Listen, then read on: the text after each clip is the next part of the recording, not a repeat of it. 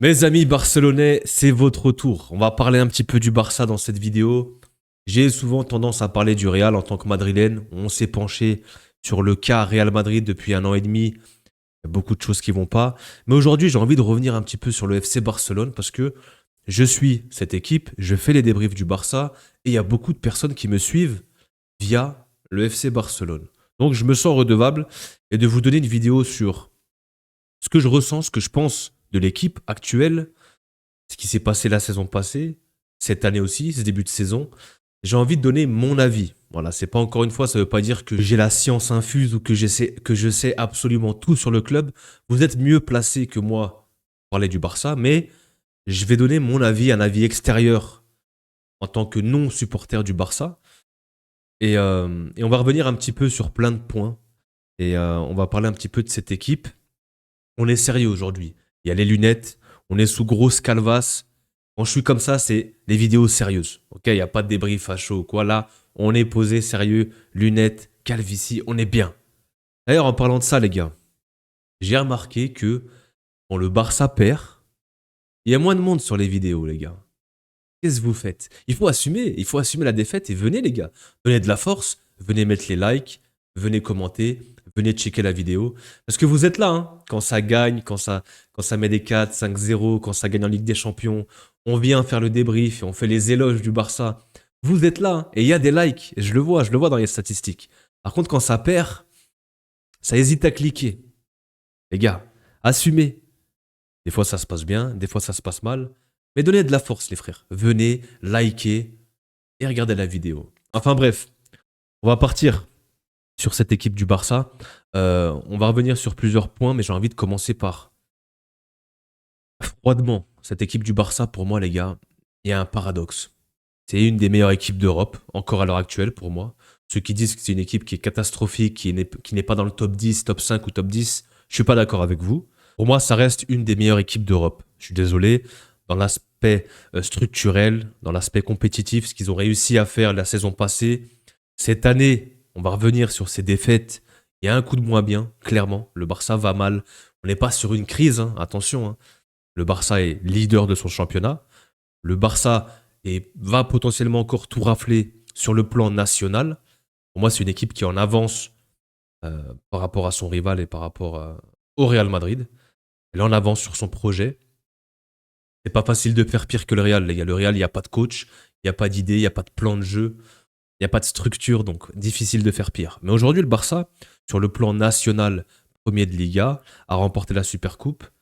La Copa, ça va être compliqué parce qu'il y a eu cette grosse défaite contre l'Atlético. Mais si on regarde la saison passée, ils font le triplé national, ok. Et ils sont dans le dernier carré en Ligue des Champions. Aujourd'hui, ils sont encore dans le top 8. Certains diront qu'ils ont eu des matchs plutôt abordables, une liste de courses assez accessible. C'est vrai, honnêtement, c'est vrai. Ils ont perdu contre le Paris Saint-Germain, ils ont perdu contre Chelsea, ils ont fait un match nul contre Bruges, il me semble aussi. Un parcours assez mitigé, mais finalement, ils terminent dans le top 8, ils sont cinquième, il me semble.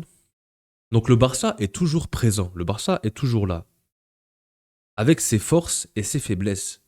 Et c'est là où il y a tout le paradoxe, c'est une équipe en fait qui, pour moi, elle est capable de marquer des buts à n'importe quelle équipe au monde. Pour moi, le Barça, offensivement, je parle bien de offensivement sur le secteur offensif, ça reste une des meilleures équipes d'Europe, voire si ce n'est pas la meilleure équipe d'Europe. Elle est capable de jouer face à un bloc bas, une équipe qui se débrouille très très bien, qui arrive à trouver des petits espaces, des poches d'espace, etc. Face à des blocs bas, ils sont capables aussi de jouer en transition, d'avoir un jeu un peu plus direct, vertical. Et ce qu'a ramené, c'est un petit peu la patte flic. Donc tu as un mélange de jeu positionnel et un jeu plus direct. Donc finalement, c'est un caméléon. Le Barça, dans son identité offensive, dans l'animation offensive, ils sont très très forts. Et sur plusieurs aspects, comme j'ai dit. Un jeu direct, un jeu vertical en transition. Et face à des blocs bas, ils arrivent toujours à trouver des failles et à se procurer un gros volume d'occasions, un gros volume de situations. Quand on regarde, c'est une des équipes qui a le plus de nombre d'XG, qui se crée le plus d'occasions, le plus de tirs. Pour moi, offensivement, ça reste un niveau élite. Quand on regarde Arsenal, Offensivement, c'est compliqué. On n'est pas sur une grosse animation offensive. Le Bayern, c'est pas mal. Ça rentre dans la cour avec le Barça. Il peut y avoir un débat, il peut y avoir discussion. Le Paris Saint-Germain, cette saison, encore une fois, ils ont encore perdu contre Rennes. Le Paris Saint-Germain n'est pas sur les mêmes standards que la saison passée. Et ensuite, on peut rajouter des équipes comme l'Inter, pour moi, qui reste quand même une équipe fiable. Mais moi, quand je parle de juste dans l'aspect offensif, peut-être avec Manchester City aussi, qui offensivement produit pas mal, avec pas mal de joueurs créatifs, soit Cherki, Foden, Haaland, on a un Bernardo Silva aussi. Mais pour moi, le Barça a des forts atouts offensifs, vraiment. Si on revient un petit peu sur la méthode flick, le football flickien, il y a beaucoup de pressing, de la grosse intensité, un jeu direct, un jeu spectaculaire. On se souvient la saison passée, le 5-4 contre Benfica, la double confrontation contre l'Inter, où t'es à ça de passer. Le Barça, tu t'ennuies jamais avec eux. Voilà. C'est spectaculaire, il y a des buts, et c'est un jeu très intense, basé sur beaucoup de pressing, du contre-pressing pour récupérer le ballon très très haut dans le camp adverse. Et ensuite, voilà, on cherche à faire mal tout de suite, à marquer. Mais, en contrepartie, tu fais face à pas mal de lacunes. Et tu exposes pas mal de lacunes de ton équipe. Tu joues très haut, tu as un bloc qui joue très haut. Il y a ce fameux piège du hors-jeu, cette ligne hyper haute qui, la saison passée, marchait plutôt bien. Cette année, pour quelle raison? Parce que la perte d'Inigo, pour moi, bien évidemment, ça joue. T'as pas, pour moi, des défenseurs élites pour jouer dans ce système. T'as Juan Garcia qui fait du bien, qui lui peut couvrir cette profondeur entre cette ligne très haute et lui-même le gardien. Il est très rapide, il est explosif, il arrive à sortir et à combler cet espace par moment. Mais t'as pas des défenseurs élites, t'as pas des défenseurs hyper rapides. Eric Garcia, c'est un bon soldat, il est polyvalent, mais il est pas, c'est pas un des meilleurs défenseurs centraux au monde. Il est bon un petit peu partout. Koubarsi est encore trop jeune. Et honnêtement, bah, que ce soit Koundé ou Baldé, ils n'ont pas le même rendement que la saison passée. Alors oui, en tout cas, ce Barça, la méthode flic, essore petit à petit. Tu peux faire une saison, mais la saison d'après, l'an 2 de flic, tu puises dans tes réserves, t'es un petit peu fatigué mentalement à force de t'exposer, de jouer comme ça, toujours en alerte, toujours avec ce piège du hors-jeu. Et finalement, les équipes en face aussi ont le droit de s'adapter, ont le droit de t'étudier aussi, et on l'a vu. Moi, je suis désolé, cette saison, les gars, peu importe l'adversaire, Séville, Alaves, Chelsea, le Paris Saint-Germain, le Real, peu importe contre qui le Barça a joué, on a toujours vu les mêmes actions offensives de l'adversaire. Ça partait sur les côtés, tu avais toujours ces courses de profondeur, ces courses qui passent de très loin sur les côtés, par moments plein axe aussi, et tu avais toujours ce milieu de terrain qui se projetait à la limite du hors-jeu, et tu avais les défenseurs du Barça qui il y avait un gros espace à combler qui devait revenir, et tu es toujours en crise de temps, tu es toujours en retard à contre-temps, et finalement tu dois venir combler ce parti pris, ce risque pris de jouer très haut, et par moment, dès qu'il n'y a pas hors-jeu, ça arrive souvent, et tu dois revenir et combler cet espace, et c'est souvent trop tard. Et ensuite, on le connaît, il y a ce centre ou cette passe pour l'attaquant, et ensuite, voilà, l'attaquant se retrouve en face à face à Juan Garcia et a une situation pour marquer. Combien de fois on a vu cette situation, les gars? Un ballon sur les côtés, le centre pour les attaquants ou pour les milieux qui se projettent, et une grosse situation. Et ça, peu importe l'adversaire. On l'a vu avec Séville, Alaves, Bruges, tu te prends encore 3 buts. En Ligue des Champions, contre le Paris Saint-Germain, tu te prends ce but-là aussi. Aujourd'hui, la méthode de Flick, tout pour l'attaque, je pense que lui va foncer comme ça avec ses idées. Ça a l'air d'être un dogmatique. Voilà. Il y a un moment donné, on avait vu le Barça se réajuster, à jouer un peu plus bloc médian et pas être sans arrêt en bloc haut. Et c'était un petit peu mieux. Après, voilà, il y avait l'adversité aussi en face. Tu as eu ce run de 12 ou 13 victoires, je sais plus. Et quand on regarde les adversaires, il y a des petites équipes de Liga, des petites équipes en Ligue des Champions. Mais quand le Barça a rencontré de l'adversité cette saison, Paris, Chelsea, le Real ou autre, ça a fait pchit. Et le Barça, il passe à côté de son match.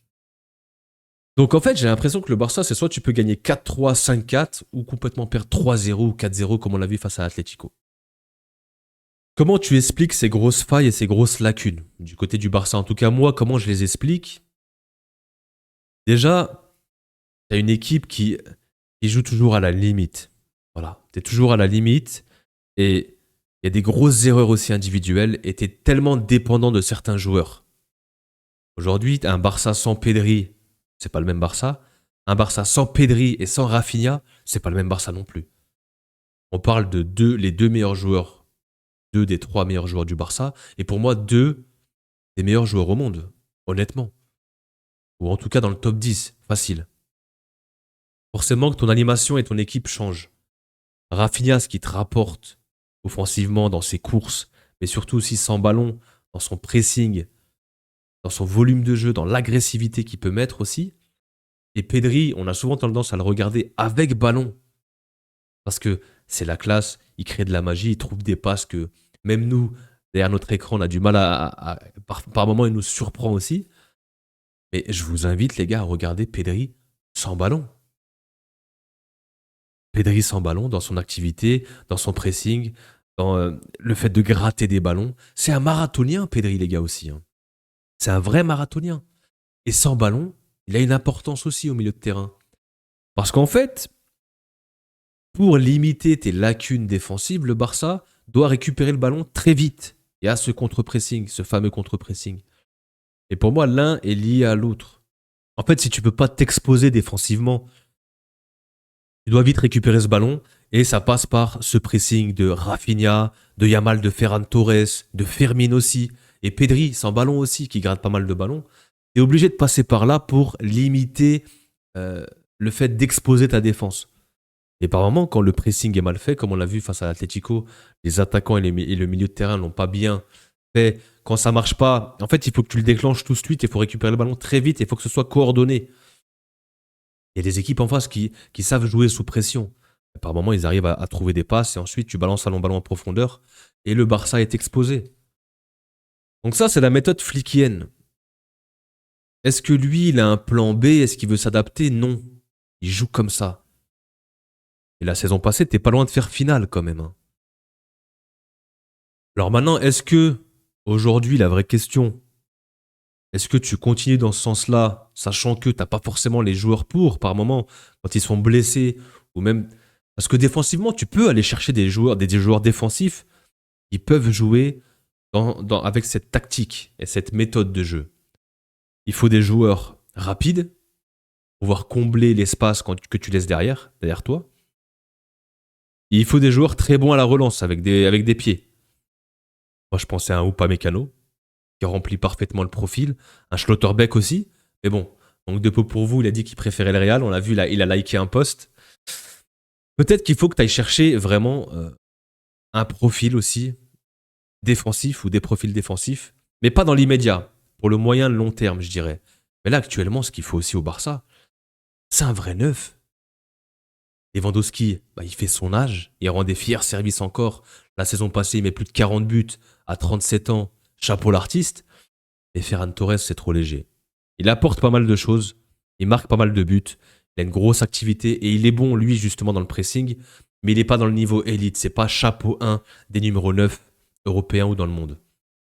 Pour moi, tu dois aller chercher vraiment ce numéro 9 qui va te mettre des buts, qui va te claquer des buts, qui va te fermer les matchs. Tu as besoin de cet attaquant chapeau 1 élite. Ils n'ont pas encore. Là, c'est la priorité pour moi du Barça. Et tu peux avoir deux profils différents. Par moment, faire jouer Ferran, parce qu'il mérite de jouer en Liga en tant que titulaire. Il fait le taf, il fait le boulot, il marque ses buts, il n'y a pas de problème. Mais tu dois avoir ce 9 titulaire, vraiment, élite. On peut parler de l'effectif aussi. Il est trop court, il est trop juste. On sait très bien la situation économique du Barça, politiquement et tout ce qui se passe. Il y a la réélection de Laporta aussi. Financièrement, c'est un peu mieux, mais c'est pas non plus la joie. Tu peux pas te permettre de mettre des millions sur un attaquant. T'es trop juste. T'as quand même un bel effectif, mais je trouve que t'es quand même juste dans la profondeur de banc. T'as pas un banc et un effectif pléthorique. Et aujourd'hui, tu le vois, hein, tu perds un joueur, c'est compliqué. Les saisons sont de plus en plus longues, il y a de l'usure. l'usure physique, de l'usure mentale, de par la manière et la méthode de jouer d'Hansi Flick. Tu as un manque de rotation, tu es dépendant de certains joueurs. Forcément que quand tu allies tout ça, tu peux rencontrer des difficultés et pas assurer et donner le même rendement à chaque match. Aujourd'hui, quel est l'objectif principal du Barça? Corrigez-moi si je me trompe, les gars. Mais le goal principal du Barça, c'est la Ligue des Champions. Sur le plan national, ils sont capables de gagner la Liga, la Coupe du Roi, la Supercoupe. Ils sont capables tous les ans. C'est une des meilleures équipes de Liga. C'est dire hein, le niveau de la Liga, les gars. On est sur un des pires Real sans coach et sans plan, sans tactique et sans idée de jeu. Et t'as un Barça qui est moyen. Même comme ça, ils sont leaders. Aujourd'hui, le Barça court après sa Ligue des Champions depuis 2015. Ça va faire plus de 11 ans. Ça va faire 11 ans. Est-ce que le Barça, avec cette méthode, peut s'en rapprocher? J'ai envie de dire oui. Est-ce qu'ils peuvent aller au bout? Je suis pas sûr de ça. T'as tellement un déséquilibre en fait. Et pour moi, sur un aspect compétitif et face à des équipes qui sont en place, qui savent jouer et qui savent sortir d'un pressing et offensivement qui sont létales, tu vas prendre des buts. Est-ce que toi, tu seras capable d'en mettre plus à chaque fois? Je suis pas sûr. Surtout s'il te manque des Rafinha, surtout si tu as un Ferran Torres qui va t'en rater deux grosses à chaque match. Et il est là le vrai questionnement du Barça, c'est que comment tu fais dans les matchs, dans les grosses rencontres, dans les matchs importants et dans les matchs à élimination directe. Et la Ligue des Champions, ça reste l'objectif principal du Barça, les gars. Moi, je pense, les gars, que est-ce que tu priorises le beau jeu, le spectacle et le football spectaculaire offensif à l'aspect compétitif et aller chercher des trophées? Pour moi, ça passera pas, en fait. Alors quand ça gagne, c'est très beau. On l'avait vu en 2009, 2010, 2011. Quand tu allies beau jeu et que tu vas au bout derrière, c'est magnifique. Et aujourd'hui, dans ce football actuel, moderne, est-ce que avec cette méthode, tu peux aller au bout? Je suis pas si sûr de ça. T'as trop de lacunes défensives, t'as pas assez d'équilibre. Et, et en fait, tu peux te faire exploser à certains matchs. Le 3-0 contre Chelsea, le 4-0 contre l'Atlético. Et il y a plein de matchs. Il y a encore ce match contre Séville où tu t'exposes tellement et l'équipe adverse a tellement de face à face, tellement de situations. C'est pas possible. Face à des grands attaquants, une équipe avec des attaquants élites et une grande équipe qui est très efficace, tu vas prendre tellement de buts. Donc pour moi, le Barça doit se réadapter, doit se réajuster. Tu dois retrouver un équilibre, un entre-deux.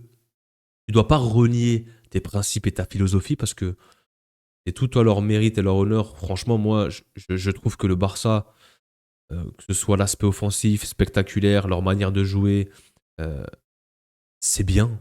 Il faut qu'ils la gardent, mais tu dois aussi trouver un équilibre et te réajuster défensivement. Tu sais que tu as beaucoup de lacunes. Tu peux pas te permettre à chaque match de subir au moins deux ou trois expected goals, je sais pas, ou un, deux, trois expected goals.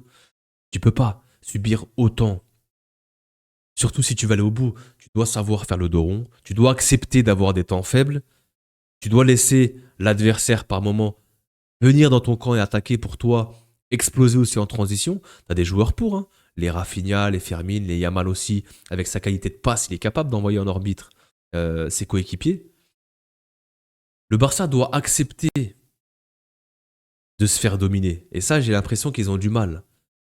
Parce que eux, leur philosophie, c'est nous, on va chercher l'adversaire, on va le dominer et on joue dans le camp adverse et on vient. Et c'est l'adversaire qui s'adapte et c'est pas nous qui nous adaptons à l'adversaire. Pourquoi pas? T'es sûr de tes forces? Ok. Mais pour moi, t'as pas un back fort assez solide pour jouer comme ça. T'as remplacé ton gardien, c'est déjà très bien. Et pour moi, il va vous faire du bien, Juan Garcia. Mais ton back fort, surtout la charnière, tu peux pas jouer comme ça. Je dirais Baldé et Koundé, s'ils retrouvent leur niveau, ça peut le faire. Quand ils sont vraiment à leur niveau, ils sont très très forts. Mais ta charnière, je suis désolé, t'as perdu Inigo, et Koubarsi, Eric Garcia, ou même Araujo, tu peux pas jouer avec eux de cette manière et espérer aller remporter des titres européens au plus haut niveau. Ça passera pas. Tu dois accepter de souffrir parfois. Tu dois avoir plus de protection défensive. Et tu dois aussi aller cibler quelques joueurs, c'est important. Aller chercher un vrai numéro 9, un vrai buteur élite.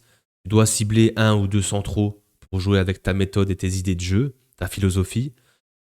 Et Flick doit se réadapter. Je suis désolé, il peut pas non plus partir à la guerre et être suicidaire comme ça.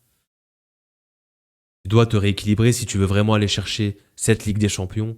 Tu peux pas te permettre de jouer comme ça. Tu dois te rééquilibrer, trouver un ajustement. Ça passe par des joueurs. Ça passe par un moment accepter de subir, avoir des temps faibles et faire le dos rond. Tu aurais pu le faire contre l'Inter la saison passée. Tu aurais pu aller chercher une place en finale. Savoir fermer un match. Le Barça, ils n'ont pas besoin de stars supplémentaires, hein. Ils ont juste besoin de trouver un équilibre, je pense. Ils ont un bel effectif, ils ont une grosse équipe, mais ils doivent retrouver un équilibre. Pour moi, il y a trop un delta entre ta force de frappe offensive et tes grosses lacunes défensives. Sur la balance, il y a trop d'écart. Tu dois retrouver un équilibre pour pouvoir performer et aller au très très haut niveau et aller chercher cette Ligue des Champions que tu cours après depuis tant d'années. Pour moi, la conclusion, c'est que ce Barça peut battre tout le monde, mais ne peut pas être la meilleure équipe d'Europe à l'heure actuelle. Elle a trop de déséquilibre. Voilà, c'était un petit peu mon analyse froidement sur ce Barça. Qu'est-ce que vous en pensez, vous? Est-ce que ce Barça a des chances encore d'aller chercher une Ligue des Champions avec cette manière? Est-ce que Flick est plus la solution que le problème? Est-ce que vous voyez, vous, d'autres solutions pour régler un petit peu les lacunes et les failles de ce Barça? Je vous attends en commentaire, n'hésitez pas à venir échanger. J'ai pas l'habitude de faire des vidéos sur le Barça en profondeur, mais j'avais envie de parler un petit peu du club. Je suis pas le mieux placé pour en parler, mais c'était juste mon avis. N'hésitez pas à venir échanger avec moi en commentaire et je vous lis. Et je serais curieux de savoir ce que vous en pensez. Ça sera tout pour cette vidéo, les gars. Prenez soin de vous et on se revoit très très vite. Peace.